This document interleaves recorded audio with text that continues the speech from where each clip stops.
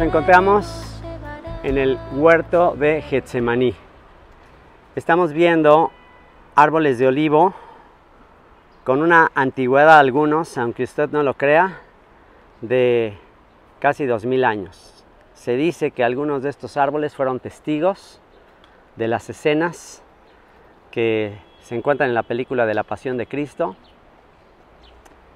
de la oración, el clamor de Yeshua, porque no se hiciera su voluntad, sino la de su Padre. Después de la cena de Pesaj, cantó el himno, una selección de salmos que se cantaban en la época de Pesaj, y de ahí se trajo a sus discípulos a un huerto, que es este huerto, el huerto de Getsemaní. Getsemaní significa prensa de aceite. Eso es lo que significa Getsemaní, prensa de aceite, ya que aquí era un huerto de olivos donde cultivaban los olivos y donde, pues una vez cultivados los olivos, en la época de la cosecha de los olivos, de las aceitunas, bajaban todas esas aceitunas y las prensaban en prensas que había aquí. O sea que en este huerto había prensas de olivo para producir el aceite de olivo que se utilizaba en el templo para encender la menorá, el candelabro. Y bueno, pues que así como ese aceite encendía la lámpara que llevaba la luz en el templo, y que sería luz del mundo, que la luz del mundo, aquel que dijo ser la luz del mundo, sea el que resplandezca en nuestros corazones el día de hoy. Vamos a comenzar nuestro devocional en el huerto de Getsemaní, en el Tour Descubre la Biblia 2022. Mateo capítulo 26, y vamos a leer el relato tal cual.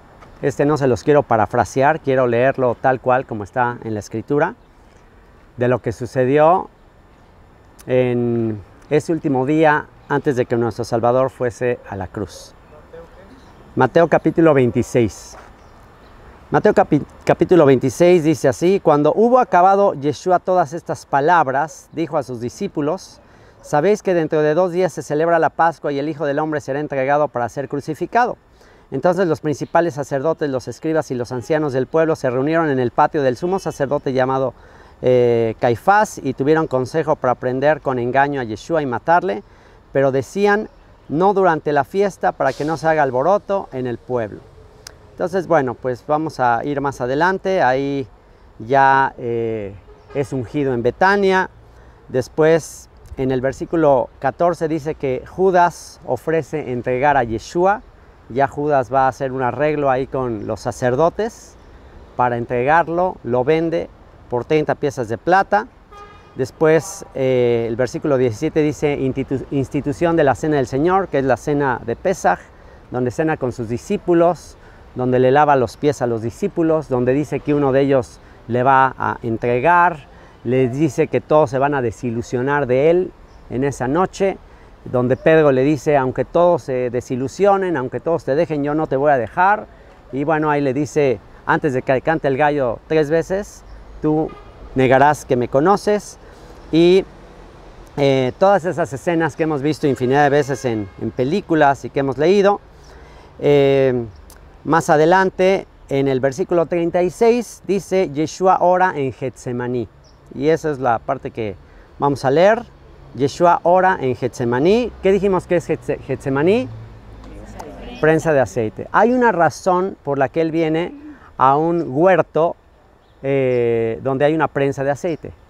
Y de hecho, para extraer el aceite, la costumbre o la técnica para extraer el aceite de los olivos era ponerlos en unas canastas. Después de que se pasaba una piedra por encima de las olivas, rompían las aceitunas, rompían el hueso, quedaba mezclada el hueso con la carne de la aceituna, los ponían en una canasta y en esa canasta le aplicaban peso para que empezara a gotear el aceite y prensaban una vez. La primera vez que prensaban, extraían el aceite más puro, el aceite extra virgen de la primera prensada. Ese era el aceite más puro, el aceite más sagrado, más importante que utilizaban en el templo para iluminar el templo. Después prensaban por segunda vez, ya que habían extraído ese primer aceite extra virgen, después prensaban por segunda vez las aceitunas y después prensaban por tercera vez las aceitunas. Esa era la técnica para extraer el aceite. No hay coincidencia de por qué Yeshua oró 3 veces. Padre, que no se haga mi voluntad, que te ruego si es posible pasar esta copa, mas no se haga mi voluntad, sino la tuya. Ahora, ¿a qué se refiere con esto de si es posible que pase de mí esta copa? ¿Será que él está tratando de evitar la copa del sufrimiento? ¿Será posible que, será que él está diciendo a su papá, Señor, no quiero ir a morir? ¿Será que eso está diciendo él? No puede ser, porque él mismo dijo que para eso había venido. Él dijo, a mí nadie me quita la vida, yo la pongo de mi propia cuenta, tengo poder para ponerla y tengo poder para volverla a tomar. O sea, ¿será que eso es lo que él está diciendo a su papá? Que no, por favor, no quiero a la cruz, pero si tú quieres está bien. ¿O será algo mucho más que eso? Vamos a ver, vamos a analizar eso. Entonces dice, entonces llegó Yeshua con ellos a un lugar que se llama Getsemaní, prensa de aceite, y dijo a sus discípulos, sentaos aquí, entre tanto que voy allí y oro. Está con sus 12 discípulos, bueno, uno de ellos ya se había ido, ya ahí en la cena, ya Yeshua se le acerca a Judas y le dice, lo que tengas que hacer, hazlo ya. Era de noche, en ese momento dice que Judas entra en él el diablo, literalmente es poseído por el diablo en ese momento y se va allá a decirle a los líderes, a la guardia, dónde estaba, porque nadie sabía dónde estaba. No querían hacer un escándalo, no querían hacerlo público, porque el pueblo, mucho del pueblo lo seguía y se iba a armar una revolución ahí. Entonces querían hacerlo todo en secreto las autoridades religiosas y entonces pues necesitaban un espía adentro que supiera dónde estaba. No tenían GPS, no tenían otra manera de localizarlo más que alguien infiltrado que pudiera decirles a dónde iba. Entonces pues ya una vez que Judas sabe que vienen aquí, ellos estaban allá por el monte de Sión, él ya sabe que vienen aquí y pues ya simplemente les va a decir, lo va a denunciar que él está aquí reunido con sus discípulos y es aquí donde va a llegar la guardia.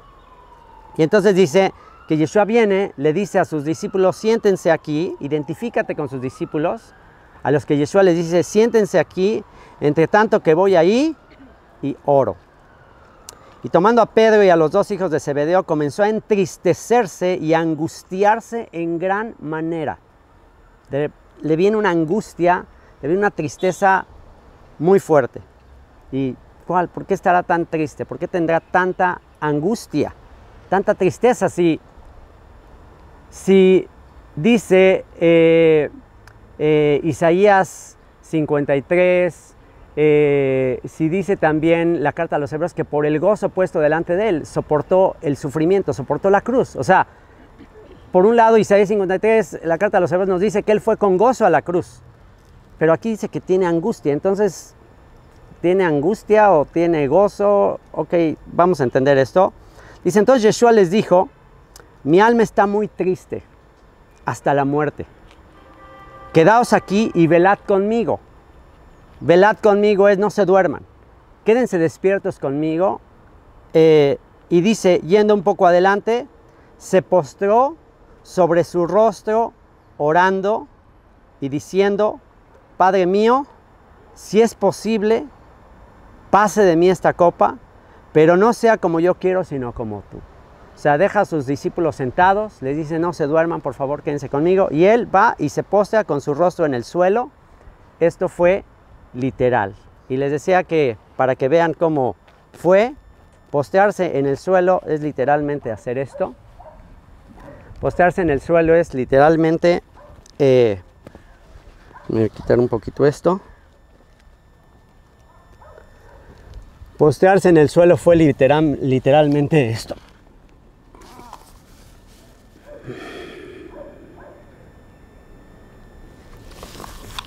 Ahora sí ponte a pensar en todo el simbolismo de todo lo que hemos recorrido. Desde el monte Hermón, lo más alto, y olvídate del monte Hermón. Piensa en el trono de Dios, piensa en las galaxias, piensa en el cosmos, piensa en la grandeza del universo y piensa en que el creador del universo, el que hizo todos los cielos y la tierra, que tomó forma de hombre, que se hizo como uno de nosotros, ahora está postrado en el piso. Ahora está en el polvo, con su rostro en el piso, y dice: Padre mío, si es posible de mí, si es posible, pase de mí esta copa, pero no sea como yo quiero, sino como tú. Vino luego a sus discípulos y los halló durmiendo. Les acaba de pedir: por favor, no se duerman, quédense conmigo despiertos, y los halló durmiendo y dijo a Pedro: ¿así que no habéis podido velar conmigo una hora? Velad y orad, para que no entréis en tentación. El espíritu a la verdad está dispuesto, pero la carne es débil. Y bueno, Él reconoce nuestra condición. Como dice el Salmo 103, Dios se acuerda de nuestra condición, Él sabe que somos polvo. Y Él dice: yo sé que tú quieres, yo sé que estás queriendo estar despierto, pero la carne es débil. Otra vez fue y oró por segunda vez diciendo: Padre mío, si no puede pasar de mí esta copa sin que yo la beba, hágase tu voluntad. Vino otra vez y los halló durmiendo, porque los ojos de ellos estaban cargados de sueño. Y dejándolos se fue de nuevo y oró por tercera vez diciendo las mismas palabras. Entonces vino a sus discípulos y les dijo: dormid ya y descansad. He aquí ha llegado la hora y el Hijo del Hombre es entregado en manos de pecadores. Levantaos, vamos, ved, se acerca el que me entrega. Ahora traten de imaginarse esa escena. Él ora 3 veces, clama aquí en el piso, en el suelo. El lugar más alto en el universo no es allá arriba. ¿Sabes cuál es el lugar más alto en el universo para un ser humano? Allá abajo en el suelo, con la cara en el piso, clamando, pidiendo a tu Padre que se haga su voluntad. Mientras todavía hablaba, vino Judas, uno de los 12, y con él mucha gente con espadas y palos de parte de los principales sacerdotes y de los ancianos del pueblo. Ya llega aquí Judas con toda la guardia del templo, y el que le entregaba les había dado señal diciendo: al que yo besare, ese es, prendedle. Y enseguida se acercó a Yeshua y dijo: salve, maestro, y le besó. Se acerca y lo tiene que identificar, porque están los otros discípulos, y lo tiene que identificar con un beso. ¿Qué nos indica eso? Que Yeshua no traía una gran túnica, una gran vestimenta, un traje Hugo Boss para diferenciarse del resto de los discípulos, no, igual que ellos. Entonces tenían que identificarlo, era común y corriente como cualquier otro. Se acerca para darle un beso y ahí Yeshua le dice, y fíjense qué palabra le dice Yeshua a Judas, al que lo vendió, al que lo traicionó, a su amigo con el que comía del mismo plato. Vean lo que le dice: amigo, amigo, mirad cuál amor nos ha dado el Padre en que te ha llamado amigo. Eso eres tú, eso somos nosotros, amigo. Judas es descendiente de Abraham. ¿Cómo le llamaba Dios a Abraham? Abraham, mi amigo, Javer, amigo. Amigo, ¿a qué vienes? Todavía le hace una pregunta para ver si reacciona. Todavía le hace una pregunta para ver, ¿estás seguro de lo que vas a hacer? Amigo, ¿a qué vienes? ¿A qué vienes? Entonces se acercaron y echaron mano a Yeshua y le prendieron.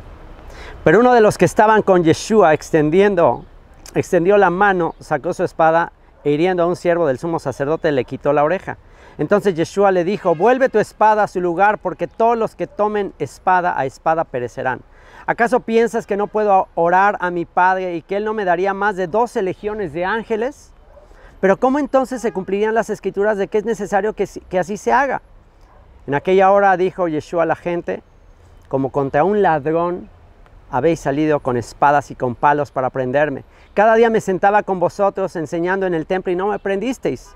Mas todo esto sucede para que se cumplan las escrituras de los profetas. Entonces, si subraya eso ahí, si te dais con qué subrayar, si no, recuérdalo. Entonces, todos los discípulos, repite conmigo, todos. Todos los discípulos, dejándole, huyeron. Todos. Nadie se quedó con él. Ni Pedro, que dijo, aunque todos te dejen, yo ahí voy a estar. No, todos salieron corriendo. ¿Por qué? Porque, wow. Seguramente Pedro estaba todo choqueado, confundido, y el texto indica que esto fue así, porque después Pedro fue siguiendo hacia donde lo llevaban. Pedro estaba en shock. O sea, Pedro sí quería cumplir lo que le dijo, aunque todos te dejen, yo sí voy a luchar por ti. Y lo hizo. O sea, él sacó la espada, a diferencia de todos, y se fue encima a uno de los que lo arrestaban. O sea, era cierto lo que le había dicho. Pero cuando Yeshua para la acción, le dice, guarda la espada, no es así, es ahí donde ya Pedro se confunde. Es ahí donde ya Pedro le entra la duda, igual que en océanos, igual que en el mar de Galilea, cuando volteó, miró las circunstancias, dejó de concentrarse, ¿qué vas a hacer? ¿De qué se trata esto? En vez de eso miró las circunstancias y comenzó a hundirse. Otra vez le vuelve a pasar igual. No entendió. ¿Cómo? Sí, que no en este momento, wow, se arma la rebelión y ganas y le ganamos a los romanos y ya eres el rey de Israel. Se sorprende que como una oveja es llevado al matadero. Ahí ya se sorprende y ahí ya empieza a dudar Pedro. Empieza a decir, ¿será el que nos prometieron? ¿Será el guerrero que va a venir a arrasar con todos estos paganos, todos estos idólatras? ¿Será el que va a traer la venganza de nuestro pueblo? Ya ahí se choqueó con todo lo que sabía. Y este es el momento para que tú y yo entendamos qué le entristeció tanto a Yeshua. ¿Por qué tuvo que hacerlo así? ¿Qué fue lo que oró? Señor, si es posible, pase de mí esta copa, pero no se haga lo que yo quiero, sino lo que tú quieres. No tendría sentido que millones de cristianos a lo largo de la historia han ido al martirio, han ido a la muerte, han ido a la hoguera, han ido a la guillotina cantando alabanzas. Los cristianos en el Coliseo Romano, los judíos que creían en Yeshua, están dispuestos a dar su vida. Pablo y Silas estaban en la cárcel cantando alabanzas. No puede ser que ellos estaban cantando alabanzas por padecer por el Señor y que el autor de la salvación, que el Rey de Reyes, estuviera todo aterrorizado, de miedo. No puede ser. No tiene sentido. Por supuesto que a él no le aterrorizaban los clavos, la crucifixión, todo lo que iba a vivir. Él ya sabía que venía para eso, él ya sabía que le iba a doler, él ya sabía todo eso. Entonces, ¿qué es lo que le está diciendo al Padre? Si es posible, Señor, esto pase de mí esta copa. Si es posible, si hay alguna otra manera. ¿Qué es lo que tanto le entristecía? Lo que tanto le entristecía es lo que culminaría en la cruz. Cuando está en la cruz clavado, dice, Elí, Elí, lama sabactani. Dios mío, ¿por qué me has abandonado? ¿Por qué estás tan lejos de mi clamor? ¿Por qué clamo y no contestas? Y todo el Salmo 22. Eso es lo que le aterrorizaba. El que siempre había estado en la eternidad, en la gloria del Padre, en su seno, siendo su deleite. Cuando creaba todo, Él era su deleite, como dicen los proverbios. O sea, Él siempre estuvo con el Padre juntos, en perfecta unidad, en perfecta armonía, por los siglos de los siglos. Esta sería la primera vez que habría una separación. ¿Para qué? Para que el juicio y el castigo recayera sobre Él. Y la tierra se llenara de tinieblas y de oscuridad. Y todo el castigo y todo el juicio y toda la condenación y todas las maldiciones de Ebal, todas las maldiciones cayeran sobre Él. Y eso le aterraba. Le aterraba la idea de separarse de su Padre y ser considerado un pecador, un delincuente, y cargar todo el juicio y la separación del Padre. Eso es lo que le aterraba. Pero, ¿cuál fue la respuesta a ese clamor 3 veces? ¿Cuál fue la respuesta? La respuesta fue el silencio. A veces el silencio de Dios, y recuérdalo la próxima vez que ores y hay silencio. Recuérdalo la siguiente vez que ores y no haya respuesta. Recuérdalo la siguiente vez que le digas, Señor, yo vine a este tour para disfrutar cada día y un montón de milagros y te pedí, por favor, que no me pase esto y me pasó. O sea, Señor, ¿por qué no contestas? ¿Por qué no me sanaste? ¿Por qué no hiciste las cosas como te pedí? Silencio. Silencio. ¿Por qué? Porque siempre hay algo mejor. Siempre hay un plan mucho más grande de lo que tú y yo tenemos. Esta es la sabiduría de Dios. Lo que el apóstol Pablo dijo que era insensatez para los hombres, era una locura para los hombres, pero para Dios es sabiduría de Dios y salvación de Dios. A Él le plació entregar al justo por los injustos. Y si tú estás aquí en este momento, ten por seguro que esto no fue decisión tuya. Tú no estás aquí porque tú lo decidiste o porque alguien te patrocinó o porque se dieron las cosas. Tú tenías que estar aquí el día de hoy. Tú tenías que estar aquí el día de hoy para apreciar el precio de sangre que se pagó por ti. Y la lucha que él vivió en este lugar, orando con una angustia a tal nivel que dice que su sudor se convirtió como en gotas de sangre. Hay médicos que han hecho libros sobre este tema y que describen el fenómeno de que los vasos sanguíneos se rompan y su sudor sea como si estuviera sudando sangre. Entonces eso es alguien que está sometido a una presión muy grande. Y fíjate nada más la angustia que le causó separarse de su padre. Pero ¿por qué estuvo dispuesto a separarse de su padre? ¿Sabes por qué? Porque era la única manera de que tú y yo no viviéramos separados de él para siempre. Era la única manera. Era la única manera. Si él no hubiera hecho eso, entonces tú y yo estaríamos para siempre separados de un Dios justo.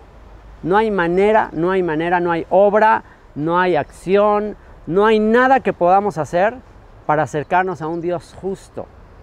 ¿Sabes cuál es la más mala noticia de la Biblia? La peor noticia de la Biblia, la más mala noticia de la Biblia es que Dios es bueno, que Dios es justo. Es la peor noticia. ¿Cómo? ¿Por qué? La peor noticia es que Dios es justo y Dios es bueno. ¿Sabes por qué? Porque tú y yo no somos justos, tú y yo no somos buenos. Y si tú y yo no somos justos y no somos buenos, estamos en serios problemas. Porque el día que nos enfrentemos a Él, el día que estemos delante de Él, estamos en serios problemas. Tendremos que estar para siempre separados de un Dios que es bueno y de un Dios que es justo. ¿Por qué? Porque tú y yo somos malos y tú y yo somos injustos. Esa es nuestra naturaleza. Pero ¿cuál es la buena noticia? Este es el Evangelio. La buena nueva, ¿cuál es? Que aún siendo pecadores, aún estando muertos en delitos y pecados, Dios nos dio vida con Cristo. Por gracia somos salvos. Él se separó de Dios para que tú y yo no tengamos que estar más separados. No tienes que seguir huyendo de Dios, no tienes que seguir corriendo de Dios. ¿Por qué? Porque su justicia, su amor, su castigo y su juicio por tu pecado fue pagado completamente en la cruz. Ya no tienes por qué seguir huyendo, ya no tienes por qué seguir corriendo, ya no tienes por qué sentirte inseguro de no, pues a mí seguramente no me vas, no, pues yo no doy el ancho, no. Y entonces a veces andas con una actitud de inseguridad porque pues sabes que no importa qué hagas, jamás tendrás satisfecho a un Dios que es perfecto y justo, no importa cuánto hagas. Y muchas veces quizás ya hasta te diste por vencido, ya para qué le intento, ya para qué trato de ser mejor, si ya sé que nunca lo voy a lograr. Esa es la actitud de mucha gente allá afuera que no sabe que ya se pagó el precio para acercarnos a Dios. Él se alejó de Dios para que nosotros pudiéramos acercarnos. Y de esa manera Él paga la condena, paga el castigo que nos trae paz, que nos trae reconciliación y nos hace acercarnos a Él. Y voy a cerrar con la oración específica, y qué bendición tener documentada en la Biblia, Juan capítulo 17. Acompáñenme a Juan capítulo 17. Y vamos a ver, porque ahí nada más nos dice que oraba: Padre, si es posible que pase de mí esta copa, mas no se haga mi voluntad sino la tuya. Ahí solamente tenemos esa oración, pero en Juan capítulo 17 tenemos una oración de intercesión más detallada que Él hace con sus discípulos. Es la oración con la que Él se estaba preparando para ir a la cruz. Es parte de la oración que sin duda Él siguió haciendo aquí en Getsemaní. Y esta es la oración por la cual intercede, no nada más por sus 12 discípulos que estaban ahí, o sus 11, el otro dijo, mejor le hubiera sido no haber nacido, por sus 11, aún por los 12, porque Él ya sabía quién supliría a Judas, pero no nada más ora por ellos, ora por los que habrían de creer en el mensaje por medio de ellos, o sea, que oró por ti y por mí. ¿Sabías que Él aquí en Getsemaní oró por ti y por mí? O sea, tú estás aquí y ahora sí vas, ya, te la revelo. Tú estás aquí el día de hoy porque Él oró por este momento.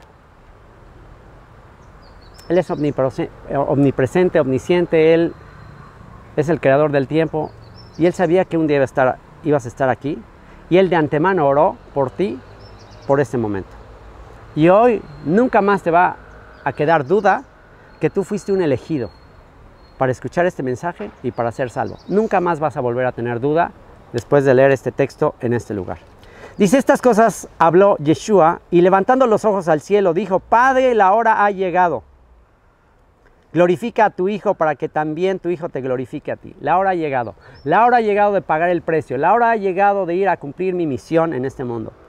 Como le has dado potestad sobre toda carne para que dé vida eterna a todos los que le diste. Y esta es la vida eterna, que te conozcan a ti, el único Dios verdadero, y a Jesucristo a quien has enviado. Repite conmigo: y esta es la vida eterna, que te conozcan a ti, el único Dios verdadero, y a Jesucristo, a Yeshua el Mesías, a quien has enviado. Yo te he glorificado en la tierra, he acabado la obra que me diste que hiciese. Ahora pues, Padre, glorifícame tú al lado tuyo con aquella gloria que tuve contigo antes que el mundo fuese.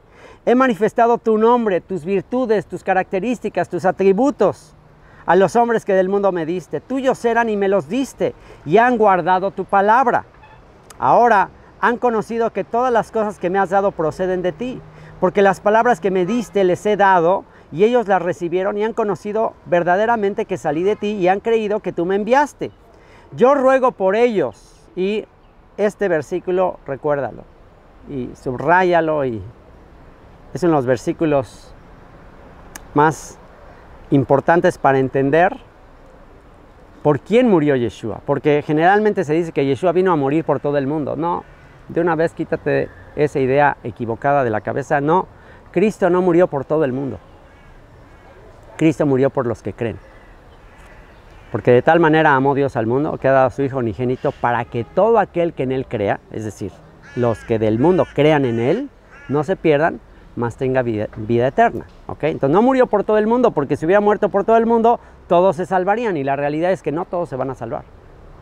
La realidad es que ancha es el camino que lleva a la muerte, a la perdición, muchos los que la hallan. Estrecha es la puerta, angosto el camino que lleva a la vida eterna. Y eligió a unos cuantos. ¿Le vamos a reclamar a Dios por ello? No, más bien nos vamos a gozar y agradecer de que, wow, a mí no me desechaste, Señor. A mí no me desechaste, a mí no dejaste que me perdiera. A mí me salvaste. Y vean lo que dice el verso 9. Yo ruego por ellos. Está hablando de sus discípulos. Yo ruego por ellos. No ruego por el mundo, sino por los que me diste. Porque tuyos son. Por eso una famosa canción que me encanta dice: era tuyo antes de serlo. Era tuyo antes de serlo. Una famosa canción de Hillsong, luego se la paso. Era tuyo antes de serlo. Eras de Él cuando yo era de Él cuando era ateo. Yo pensé que cuando era ateo Él me odiaba, me alucinaba, no quería saber nada de mí. Y luego ya, cuando ya le entrego mi vida, ahora sí ya te amo, ¿no? Ahora sí ya te quiero. No, me amó en lo más bajo. Me amó en mis momentos de mayor perdición, de mayor corrupción, de mayor blasfemia. Ahí me amó. Ahí me amó. Porque Él ya lo sabía todo. Dios no puede aprender nada. Él ya lo sabe todo. Y el hecho de que Él no puede aprender nada hace que reflexiones algo muy poderoso. Si Él no puede aprender nada, quiere decir que Él jamás se puede desilusionar de ti. No hay nada que tú hagas que le pueda decepcionar o desilusionar, porque eso es como que, yo no sabía y ahora ya sé y me decepcionaste, me desilusionaste. No, Él ya te conoció desde el vientre de tu mamá. Todas las cosas que ibas a vivir ya están escritas. Él ya tenía todo predestinado, como está escrito en la carta a los Romanos. Ya todo está predestinado. Entonces, cuando llegó el cumplimiento del tiempo, Él se dio a conocer a tu vida y simplemente alcanzaste la salvación, pero algo que Él ya había previsto de antemano. Yo ruego por ellos, no ruego por el mundo, sino por los que me diste, porque tuyos son. Ya éramos de Él, desde antes de nacer. Y todo lo mío es tuyo y lo tuyo mío, y he sido glorificado en ellos. Y ya no estoy en el mundo, mas estos están en el mundo, y yo voy a ti. Padre Santo, a los que me has dado, guárdalos en tu nombre, para que sean uno, así como nosotros. ¿Se acuerdan? Yahat. Yahat, unidad. Señor, que sean unidad, que sean uno. Cuando estaba con ellos en el mundo, yo los guardaba en tu nombre, a los que me diste yo los guardé, y ninguno de ellos se perdió, sino el hijo de perdición, para que la escritura se cumpliese. Aún el que Judas hiciera eso ya también era parte del plan. Pero ahora voy a ti y hablo esto en el mundo, para que tengan mi gozo cumplido en sí mismos. Yo les he dado tu palabra y el mundo los aborreció, porque no son del mundo, como tampoco yo soy del mundo. Prepárate para ser minoría en este mundo. Prepárate. Y en vez de sentirte mal, sobre todo esto va para los jóvenes, a veces como joven te da pena, te da vergüenza ser diferente, ser minoría. Como joven siempre nos gusta como que ser aceptados, ser aprobados y ser como todos, ser igual que todos. Para no recibir, esta persona es rara, es diferente, o sea, y queremos ser como todos. No, gózate, alégrate de que Dios no te creó para ser como todos. Te eligió para ser diferente, te eligió para ser único y te eligió para ser una minoría. ¿Qué le vamos a hacer? Y cada vez va a ser más, cada vez vamos a ser más minoría. El mundo se está secularizando, el mundo se está corrompiendo, el mundo se está cada vez echando más a perder, el mundo se está alejando más de Dios y cada vez te vas a sentir más solo, más minoría. Gózate, alégrate, porque a tu Padre le plació elegirte de entre todas las muchedumbres. Y recuerda esto, no son del mundo, como tampoco yo soy del mundo. La revelación, una de las revelaciones más grandes que quiero que recibas en este tour, es que tú no eres un simple ser humano. Ya aprendimos la clasificación, Benei Elohim, Benei Adam y los muertos. Los hijos de Dios, seres espirituales, seres angelicales, Benei Adam, hijos, seres humanos, de carne y sangre que se mueren y se acabó, y muertos, los que ya se murieron. A los suyos vino y los suyos no le recibieron, mas a todos los que le recibieron, a los que creen en su nombre, les dio potestad de ser hechos hijos de Dios, los cuales no nacen de carne, ni de sangre, ni de voluntad de varón, sino de Dios. ¿Qué quiere decir? Si tú le recibiste, tú ya no eres un simple ser humano. Tienes la cáscara de un ser humano, tienes el cuerpo, la carne, la sangre, los huesos, se van a ir al polvo, pero tu alma es un alma eterna, es un alma que recibió vida eterna, es un alma que vivirá para siempre, y cuando sea la resurrección de los muertos, este cuerpo corruptible va a ser nuevamente, va a vestir esa alma y serás un ser espiritual como los ángeles que viven por los siglos de los siglos. No son del mundo, entonces no tienes por qué ser igual al mundo, no tienes que hacer las cosas que el mundo hace. Y otra cosa, tampoco le tienes que exigir al mundo que viva como tú. Esto lo digo a aquellos que le andan diciendo a gente que ni siquiera entiende el mensaje de la Biblia, ni siquiera ha conocido el Evangelio, y ya le estás diciendo que no coma puerco y que guarde el Shabbat y cosas que no tienen sentido. O te enojas con gente que está haciendo manifestaciones, que el género, que el aborto. O sea, usted es normal, ¿qué tienes que ir a decirle? Son del mundo. O sea, tú síguele, tú guárdale, tú da testimonio. Por supuesto que tenemos que dar testimonio, pero no le exijas al mundo cosas que no les pertenecen a ellos. No ruego que los quites del mundo, sino que los guardes del mal. Fíjate, no ruego que vuelen, que desaparezcan y ya se van al cielo. Ruego que los guardes del mal. ¿Por qué? Porque este mundo está bajo el maligno. No son del mundo, otra vez repite, no soy del mundo, si tú le recibes obviamente. No soy del mundo, no pertenezco a este lugar, aún aquí en la tierra prometida. Y esto se los digo para consolar a los que no han estado en el tour, que ya se perdieron 5 días del tour, hijo, ya no fui a conocer el Monte Hermón, ya no fui al Monte de las Bienaventuranzas. O sea, increíble, es la tierra prometida, pero ¿sabes qué? Esto no va a ser, esto no es ni será como cuando se establece el reino. Esto solamente nos ayuda en nuestra fe para, wow, aquí fue el lugar de los hechos, aquí pasó esto. Es lindo, es una buena experiencia, pero aún aquí, y te lo dice un ciudadano israelí, tengo pasaporte israelí, puedo vivir aquí y ando en Solferino. Ando en la Riviera Maya. ¿Cómo? Yo puedo vivir acá y ¿por qué ando allá? Porque ya entendí. Ya entendí, qué bendición venir acá para un propósito eterno, divino, enseñar, todo eso. Pero ya entendí que ni aquí, ni en este monte, ni en Solferino, no es ahí el lugar de la presencia. Dios es espíritu, Dios está en todas partes. Y donde le seas más útil, donde yo le sea más útil, ahí voy a estar. Santifícalos en tu verdad, tu palabra es verdad. Apártalos, conságralos en tu verdad, tu palabra es verdad. Como tú me enviaste al mundo, así yo los he enviado al mundo, y por ellos yo me santifico a mí mismo para que también ellos sean santificados en la verdad. Mas no ruego solamente por estos. Aquí está la oración que hizo por ti y por mí. Mas no ruego solamente por estos, por sus discípulos nada más ahí, los 12 que estaban ahí, los 11, y el que habría de suplir a Judas. No ruego solamente por estos, sino también por los que han de creer en mí por la palabra de ellos. ¿Por qué es que creemos en Yeshua? Pues por la palabra de ellos que le escribieron, los evangelios, el Nuevo Testamento. Por eso es que nosotros creímos. Entonces, ¿qué está orando? Está orando por los que creerían en el Nuevo Testamento, en los escritos de los apóstoles. ¿Y cuál es su petición en particular? Fíjate, para que todos sean uno, como tú, oh Padre, en mí y yo en ti, que también ellos sean uno en nosotros, para que el mundo crea que tú me enviaste. Que sean unidad otra vez, que se unan. ¿Y qué es lo que nos une? El amor. El amor, la humildad, la tolerancia, el soportarnos unos a otros.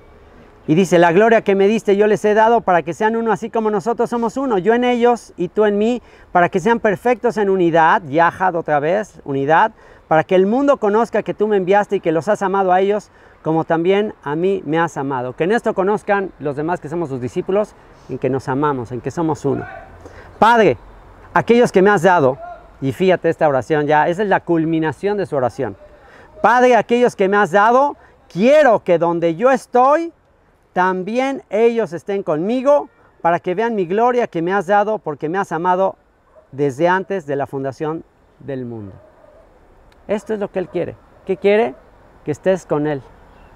Que tú y yo vivamos por siempre con Él en la eternidad. Eso es la oración. Ahora, pregunta, ¿tú crees que alguna oración de Yeshua dejará de cumplirse? ¿Tú crees que todas las oraciones que Yeshua hizo se van a cumplir? Entonces ya dalo por hecho. Si tú le recibes, ya dalo por hecho. Tú estarás con Él por los siglos de los siglos.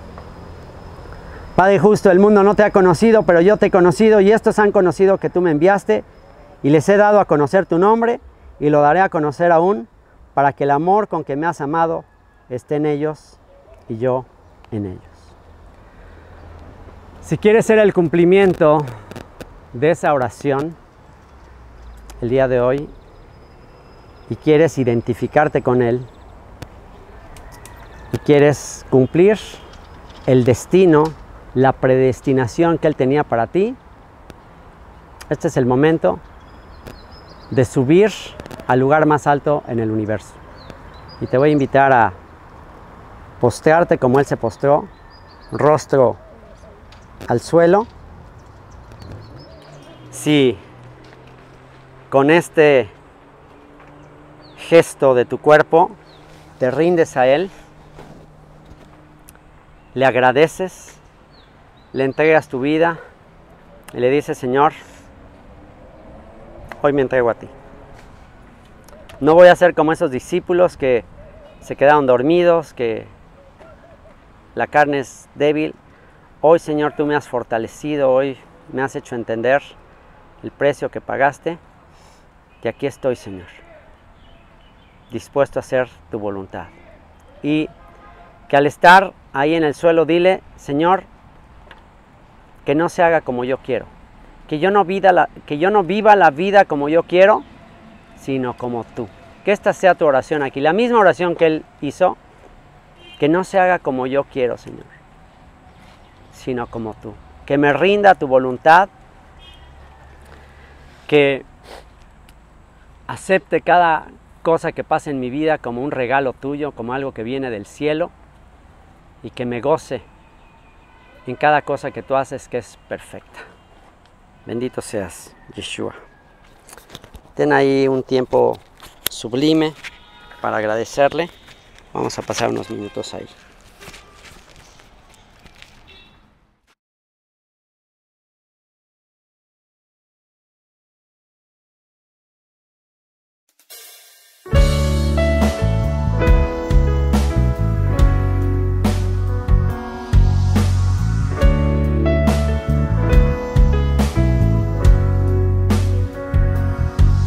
Por amor a tu nombre, de las naciones nos tomarás, al rebaño esparcido, tú mismo rescatarás. Por amor a tu nombre, a la tierra nos llevarás, de regreso a nuestra casa, tus promesas cumplirás. Dios del pacto eres, agua limpia rociarás y quitarás la maldad. Un corazón nuevo y tu espíritu pondrás para guardar tu verdad. Por tu fidelidad y tu misericordia, el buen pastor nos cuidará.